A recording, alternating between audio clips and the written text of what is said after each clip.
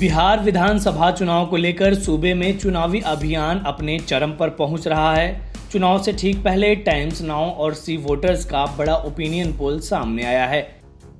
इस opinion poll से पता चल रहा है कि बिहार के मुख्यमंत्री के तौर पर राज्य के लोग नीतीश कुमार से भले ही कुछ खास प्रभावित नहीं हैं, लेकिन एक प्रधानमंत्री के तौर पर उन्हें नरेंद्र मोदी काफी पसंद है। इसके साथ ही ऐसे संकेत मिल रहे हैं कि बिहार में फिर से नीतीश कुमार राज करेंगे, यानी एक बार फिर नीतीश कुमार मुख्यमंत्री बने रहेंगे। इसके साथ ही टाइम्स नाउ और सी वोटर्स के सर्वे में महागठबंधन को सिर्फ 76 सीटें मिलती दिख रही हैं।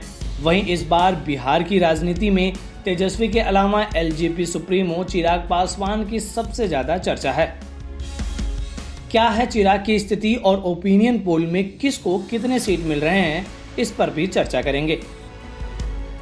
टाइम्स नाउ और सी वोटर्स ने सोमवार को अपना ओपिनियन पोल जारी किया है। राज्य की सभी 243 विधानसभा सीटों पर किए गए ओपिनियन पोल में अनुमान लगाया गया है कि बीजेपी 85 सीटें हासिल करके सबसे बड़ी पार्टी के रूप में उभरने की संभावना है।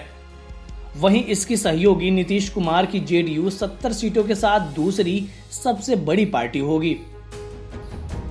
इस पूरे ओपिनियन पोल का निचोड़ ये निकल रहा है कि इस बार बिहार विधानसभा चुनाव में एनडीए लगभग 160 सीटों के साथ सत्ता में आ सकती है। बीजेपी को करीब 85 सीटें और जेडीयू को करीब 70 सीटें मिलने का अनुमान है।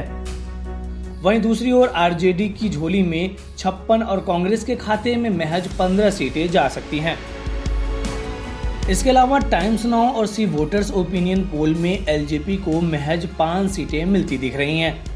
अनुमान के अनुसार एनडीए से अलग होने के बाद चिराग पासवान को कुछ खास फायदा होता नहीं दिख रहा है। एलजेपी 2015 के विधानसभा चुनाव में भी कोई खास कमाल नहीं कर पाई थी, लेकिन इस बार भी आसार कम ही दिख रहे हैं। साल 2015 विधानसभा चुनाव एलजेपी एनडीए में रहकर लड़ी थी। चिराग की पार्टी एक भी सीट नहीं जीत पाई थी। बता दें कि 2015 में एलजेपी को कुल 4.8% वोट मिले थे। वहीं सर्वे में एलजेपी की वोट प्रतिशत में इजाफा हो रहा है। इस बार 6.71% वोट मिलने का अनुमान है। इस ओपिनियन पोल के अनुसार चिराग को 2% वोटों का फायदा होता दिख रहा है। बता दें कि बिहार में पहले चरण का मतदान 28 अक्टूबर से और दूसरे चरण का मतदान 3 नवंबर और तीसरे चरण का मतदान 7 नवंबर को शुरू होना है और 10 नवंबर को नतीजे घोषित होंगे। इस वीडियो में फिलहाल इतना ही। आप अपने सवाल और सुझाव हमें कमेंट्स करके बताइए। बाकी देश और दुनिया की ताज़ा तरीन खबरों की अपडेट्स के लिए हमारे चैनल लोकमत हिंदी को सब्सक्राइब कर लीजिए। अगर आप ये वीडियो फेसबुक पर देख रहे हैं तो हमारे पेज को लाइक और फॉलो कर लीजिए।